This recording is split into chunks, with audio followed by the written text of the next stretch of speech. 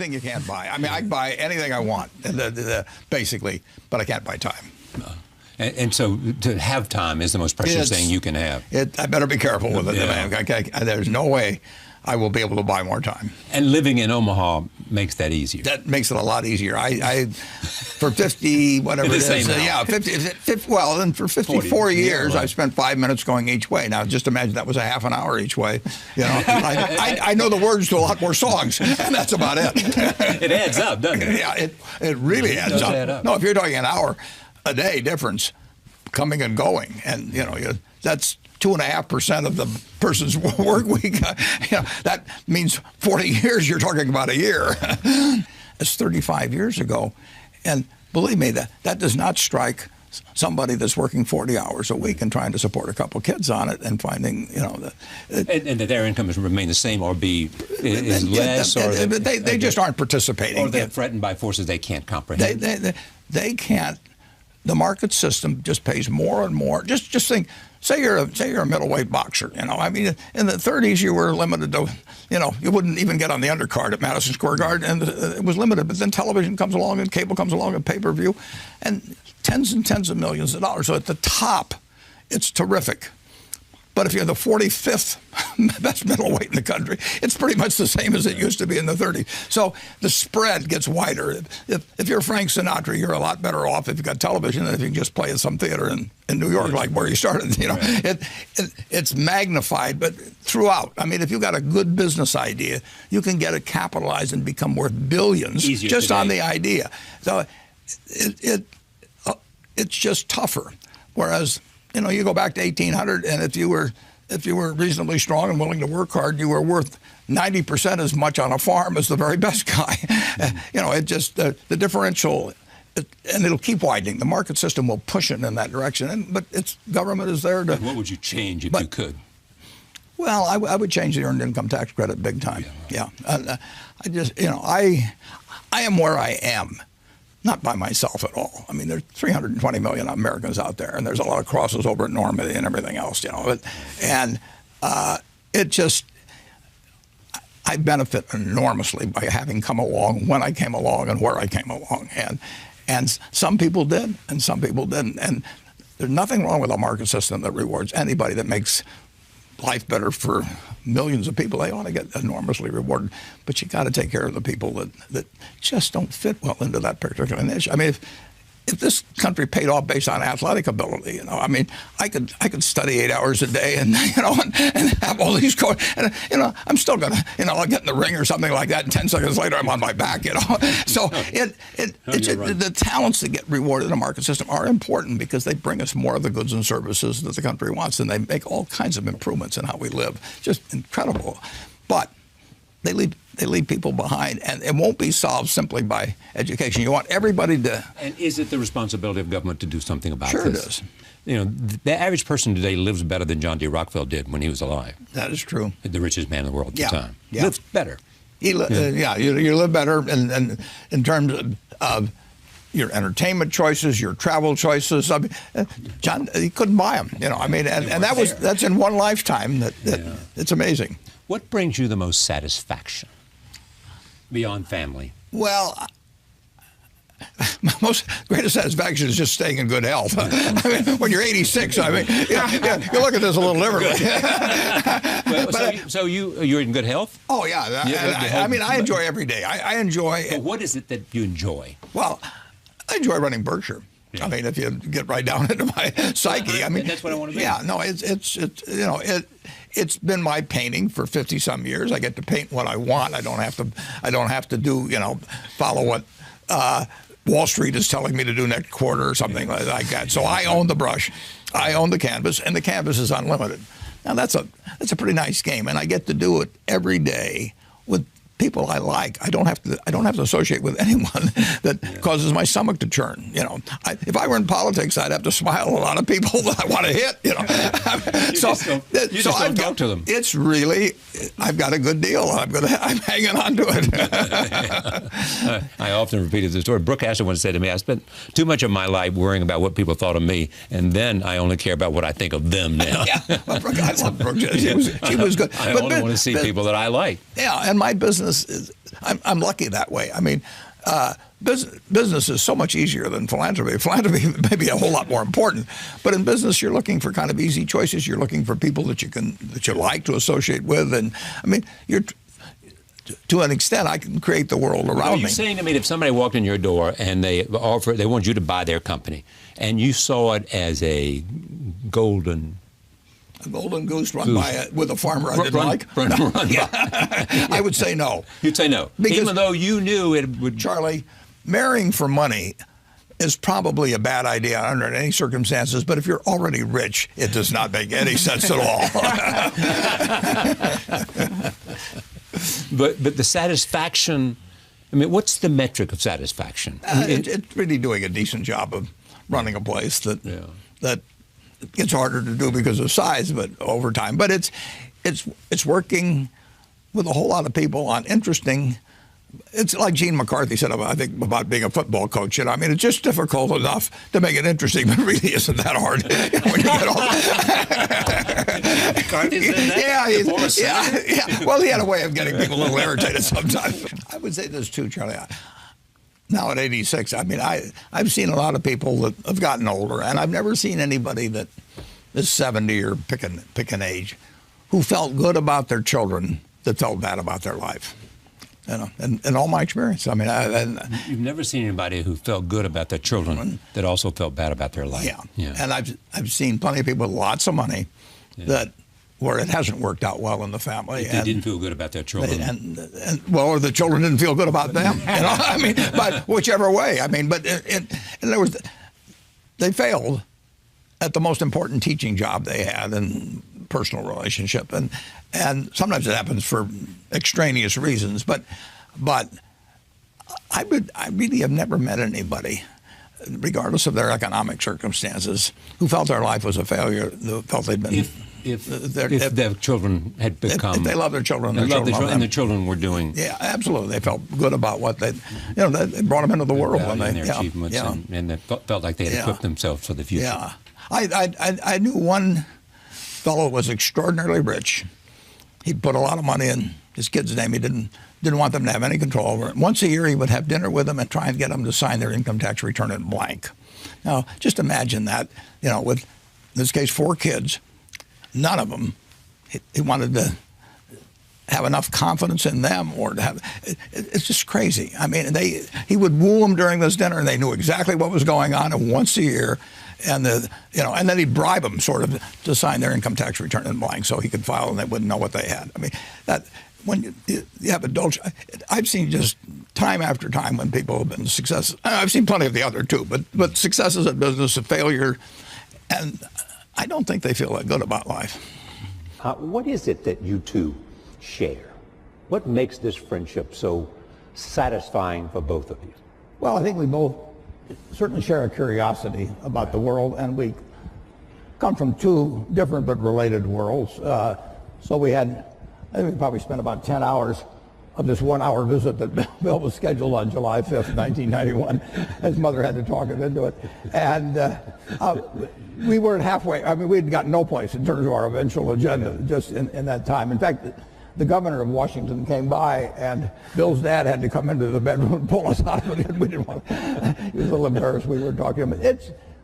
Well, we have fun to start with. Right? I mean, every relationship should have a lot of fun in it, and we find the world in just such an interesting place. So we like to compare notes on it. When we compare notes, we have a lot of fun doing it. You believe in America. Absolutely. You have said to me more than once, I would give up a year of my life just to know what the next 50 is going to be like. Yeah, even the next 4 now. I mean. Why'd you pick 4? I don't know, just number that came to me. It is just fascinating what's happened just in my lifetime, in the 86 years. I should mention one thing about reading. It was at the library here at Columbia, which I spent probably more time than any other student. I lived there practically. But I pulled the book out there, happened to be Who's in America, and it told me something about my professor, Benjamin Graham, and then I looked up and I went to the library and I said, I want to learn more about this because I learned this over here. that changed my whole life. You know, we own Geico now because of that librarian directing me to some other book and then following through on that. It's the chance. I read about 1/5 the pace that Bill does, but I still spend 5 or 6 hours a day reading. I mean, it just, you can learn so much. I particularly love biography. Just you know, to be able to live the lives of these people that have been so extraordinary, the lessons and the, you know, the discouragements they face, just everything about it. So you can't get enough of reading it. And I read the book when I was 19 called The Intelligent Investor, and I'd been interested in investments since I was maybe 7 or 8, but I'd never, and I'd read every book in the Omaha Public Library by the time I was 11. So why do you think you were interested in investing when you were 7 or 8? Because I was too dumb to get interested at 4. My dad had a very small investment firm, and I would just go down and I read all the books that he had there, you know, waiting to go to lunch or whatever it might be, and then I went to the public library and read them all, and it just was a fascinating subject to me. But I didn't have any. I knew what everybody thought and all of that at an early age, but what Graham wrote made sense. To investing per se, is there something about your core competence that made investing the perfect place for you to be? Yeah, it certainly wasn't to be a pro football player. I mean, I looked. It was a question of zeroing out all the other incompetencies, you know, and I was left with one thing, you know. Just the allocation of capital. I was actually wired in a way that was. This would be something I would be good at. So wired in what way? I can't tell you precisely, but I've got the right temperament for it, which is much more important than IQ. If you've got more than 120 points of IQ, sell the rest to somebody else. You don't need it in investments, but you do need the right temperament. You do it. You do have to be able to think for yourself. And getting back to, you know, the earlier question, the first question I ask myself when I look at a business is, you know, is it important and easy what I can determine about this business? Yeah. And a lot of them don't make it. Now, Bill is looking for hard questions that plague society, and where intellect and money may make a difference. They may not for a while, but he's taking on the tough things. My job is to find easy things. I'm looking for 1-foot bars to step over, you know, rather than 8-foot bars to jump over, you know. But that's not irrational if you're looking at the investment universe. But reading is key. On the biography, on the book thing, you can learn so much. My partner Charlie Munger just loves Ben Franklin. You know, you can learn from other people and their mistakes, and I find biography is my favorite. Warren, you have often said you still tap dance to work. Absolutely. Because you can paint with your own colors. Yeah, I'm as excited about tomorrow in terms of what's going to happen as I was when I started. I was having a lot of fun when I started, but I'm having just as much fun now. And when I was here at Columbia, I had this terrible fear. It was impossible for me to speak in public. I mean, I wasn't able to do it. I actually read an ad in the New York Times. I went down to Midtown, signed up for a course, gave the guy a check, and then stopped payment on the check. I mean, I just petrified. But finally, and actually, after you get through hearing me today, maybe you'll wish I'd stayed afraid of public speaking, but that's another question. Then, when I got out to Omaha, I finally decided I just had to do it, so I gave a guy $100 in cash, and once I parted with $100 in cash, I'd jump off the Grand Canyon to get my money's worth. So, but it changed my life. But I would say this: don't fear failure. Almost everything that's turned out, I got turned down by Harvard. The best thing ever happened. Among other some good things that happened that didn't seem good at the time. Don't worry about. And don't let it eat at you or look back. Just keep going, because you're going to have some things and forget them. Go forward. All right, I want to go to the back of the room, right back there, wherever number 3 is. Hi, my name is Matthew Mann. I'm a first year at Columbia Business School. Both of you had a moment where you went out on your own. And I guess my question would be, if you were to do it all over again, you're in our shoes, what industry would that be in? Where would you start your own business today? I'd do the same thing. Yeah. I mean,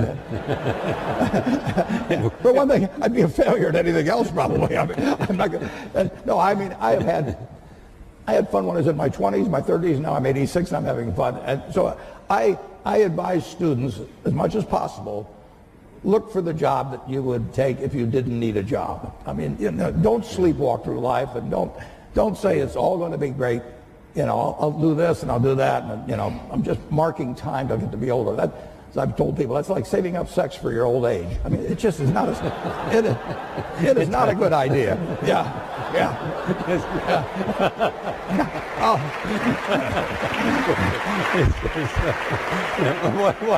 What are you urging them to do? I'll explain it. Just what I'm talking about. Now,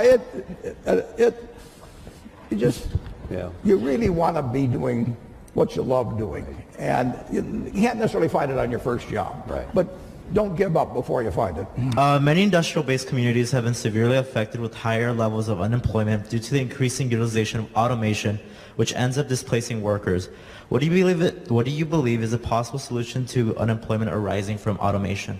How technology and the impact technology is having on jobs and the demand for new kinds of skills. Yeah, we were here in 1800 and conducting this, and somebody would point out that eventually tractors would come along and better fertilizer and everything, and that 80% of the people are now employed on the farm, and in a couple of hundred years it's going to be 2 or 3%. And what are we going to do with all these people? Well, the answer is we release them. Keynes wrote something about it in something called Essays on Persuasion. He wrote in 1930 about what a more prosperous society would become like. And he actually postulated that in 100 years, and we're now 87 years away from that there would be 4 to 8 times as much output per capita. And he's remarkable, but he didn't quite get out, might get distributed. But the idea of more output per capita, which is what the progress is made on productivity, that should be harmful to society is crazy. I mean, the distribution may be a problem, but if one person could push a button and turn out everything we turn out now, is that good for the world or bad for the world? You'd have to figure out how to distribute it, but you'd free up all kinds of possibilities for everything else. So everything should be devoted initially to getting greater productivity, but people who fall by the wayside through no fault of their own, as the goose lays more golden eggs, should still get a chance to participate in that prosperity, and that's where government comes in. Whether you're going to make an investment in a company or whether you're going to buy the company, what are the factors that you're looking for? What test? I'm looking for durable competitive advantage. I'm looking for something that has a moat around it for a considerable period of time. And I'm looking for an honest and able management to run it, because I don't know how to run it myself. And I'm looking for a purchase price that's not excessive. But it's better to pay a little too much for something that's a very good business than it is to buy some bargain, but really a company without much of a future. And I don't know. I don't have a ability to predict with a high probability of success the future of most companies. So I'm looking for the exception. But the nice thing is, if there's thousands of companies out there, I really only have to be right on a couple. I mean, it's exactly the opposite of baseball, where you have called strikes, and the pitcher's trying to throw it to you at the worst part of the strike zone for you. And if he succeeds in getting into that corner 3 times and you don't swing, you're out. And investing, it's a no called strike thing. So I can sit there all day and somebody can throw me one company after another, and finally I get one in my sweet spot. Both of you have chosen both wives and partners well. Charlie Munger added what to you? Oh, Charlie Munger changed my views. He refined them in a huge way in terms of looking for the quality companies and looking for the ability to make an investment that would work out well for 5 or 10 or 20 years, as opposed to something there might be one. I call it cigar butt investing, where there was one puff left in the cigar, but the cigar was free, so you picked up these disgusting looking things and got one puff out of them and one onto another one. And that worked okay, but it was small scale, and it really doesn't build something satisfying. So he kept forcing me in the direction of saying, is this really a business we want to own for forever? And do we want to get associated? It's like a marriage. I mean, do you want to get associated with this person forever? And it's a great way to look at things. It's more fun with a partner. I mean, Charlie and I have had more fun working together than either one of us would have had individually, and we have never had an argument after working together for 58 years. You talk every day? Not anymore, because we know what the other guy's going to say. We just grunt. Well, my own personal thought is that every life is of equal value, and in many ways,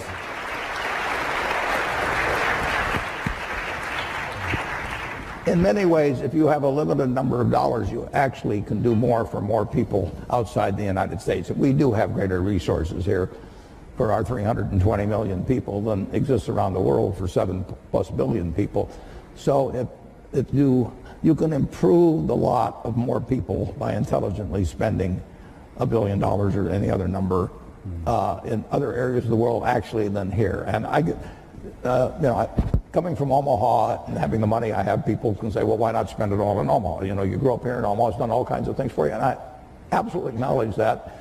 But in the end, if I've got X dollars to spend, I can make life better for more people if I can have it intelligently allocated in other parts of the world actually than the United States. And that draws a fair amount of criticism, but you know, I live with it because that's just what I believe.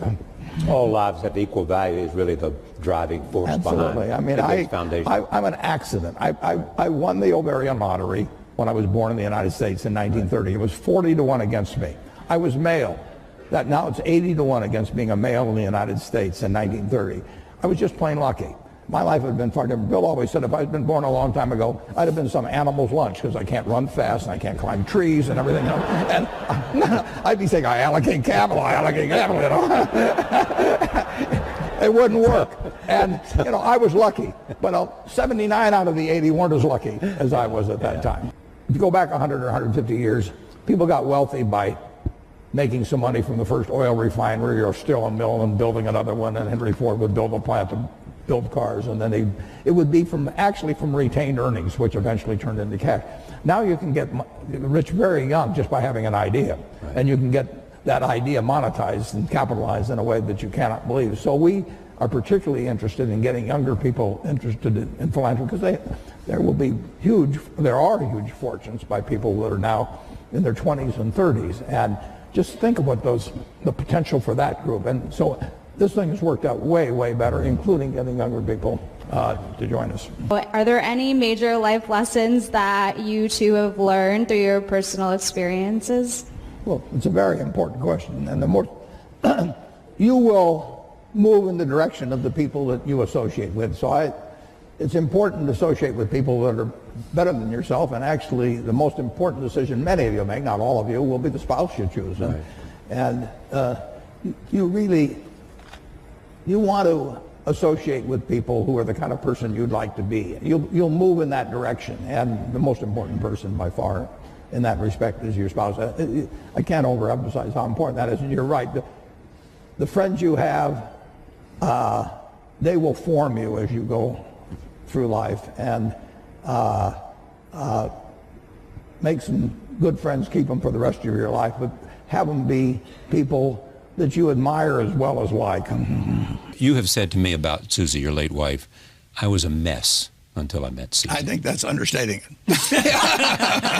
Yeah, no, she changed my life. I mean, there's no question about that. How did she change your life? Well, I was a very lopsided, not well-adjusted person who happened to be very good at one thing, and she put me together. I mean, and it wasn't overnight either. I mean, but she just had that little sprinkling can, you know, and finally she saw a few sprouts come up. Was it a coming together of opposites, or? No, I wouldn't say that. We had very similar values. We were in sync, yeah. Big in a very big way, but she was way more mature than I was. She was 19 when we got married. I was 21, but I was about 12 emotionally, and she put me together. And like I say, it took time, but it changed my life. I mean, I would not have had anything like the life I have had. And what did Charlie Munger add? Well, Charlie Munger is my partner of 57 or 58 years, and he's extremely wise. He's a wonderful friend. We've been partners that time, and he's strong-minded. I'm strong-minded. We disagree. Sometimes we have never had an argument in that whole time, and we never will. And Never had an argument. Never had an argument. I will lie. That's absolutely true. You must disagree on things. Absolutely, we disagree. But So if you disagree, how do you decide to? well, what he says at the end is, when we disagree, he says, well, Warren, you'll end up agreeing with me because you're smart and I'm right. Where do I attack that particular problem? But and often he is. You'll figure out I'm right. Often he's right. I have to say that. No, listen, I respect his opinion enormously whenever he gives it to me. I respect Bill's opinion. I mean, it's more fun doing things with partners. I mean, the most fun is obviously a marriage partner, and that's the most important relationship. But having a business partner, if I'd done everything I'd done, it wouldn't have worked out this way. But let's say I got double the results. It's been more fun doing it with Charlie. I thought I would pile it up over the years, then she would unpile it in terms of running one very large foundation. And I was particularly good at compounding money, and therefore society would benefit by waiting. Are you interested in technology? I don't have enough. I don't think I have a natural bent that way to start with, and I'd be so far behind. I never would catch up with people that have been working on it, and it would not be a game I would be winning. Is a principal criteria for you understanding the business? Yeah, I have to understand the business, and there are lots of businesses that I don't understand. Some of them may be almost ununderstandable, and others are just outside my sphere of confidence. But you do have people now that do have that kind of expertise, or you have brought in. I have two people who themselves have different circles of competence, but they aren't chosen because they have a different circle or anything. There's a lot of overlap. There's overlap between them. And the important thing, is not how. It's nice to have a huge circle of competence. It's much more important to know where the limits are of it. I was genetically blessed with a certain wiring that's very useful in a highly developed market system where there's lots of chips on the table, and I happen to be good at that game. Ted Williams wrote a book called The Science of Hitting, and in it he had a picture of himself at bat and the strike zone broken into, I think, 77 squares. And he said if he waited for the pitch that was really in his sweet spot, he would bat 400, and if he had to swing at something on the lower corner, he would probably bat 235. And in investing, I'm in a no-called strike business, which is the best business you can be in. I can look at 1,000 different companies, and I don't have to be right on every one of them or even 50 of them. So I can pick the ball I want to hit. And the trick in investing is just to sit there and watch pitch after pitch go by and wait for the one right in your sweet spot. And if people are yelling, swing you bum, ignore them. There's a temptation for people to act far too frequently in stocks simply because they're so liquid. Over the years, you develop a lot of filters. And I do know what I call my circle of competence. So I stay within that circle, and I don't worry about things that are outside that circle. Defining what your game is, where you're going to have an edge, is enormously important. How do you find them? It's interesting. I'll get a call. I'll be sitting thinking, and I mean different things. In terms of buying private businesses, it's because I get a call from a private seller. But occasionally, I just decide to act, and we never do anything unfriendly. But in terms of buying whole businesses, but I mean, are there people who know you and are close to you on the lookout for you, or not much? It's unlikely that. Yeah. No, you're shaking your head. Charlie, we've net bought $12 billion of common stocks since the election. Now it's in my mind which ones I pick. Now the guys that work with me, the two fellows, they probably bought a little bit or sold a little bit too. But those are ideas that I've either come at it from a different slant in some way or whatever it may be. The difference between now and 60 or 70 years ago in the ability of really bright people, really innovative, really energetic people to get finance to do things is just dramatically better than it was at that time. So now, if you've got good ideas, and there's good ideas right in this crowd, and you've got energy, it's far easier to get finance to move forward those ideas than you could 50 or 60 years ago. Is that because of the internet or crowdsourcing, of what is it? It's just lots more capital around, and people more optimistic about. People are very optimistic about business. But better ways to connect the two, Yeah, the absolutely. capital and those Absolutely. and the ideas. It's dramatic.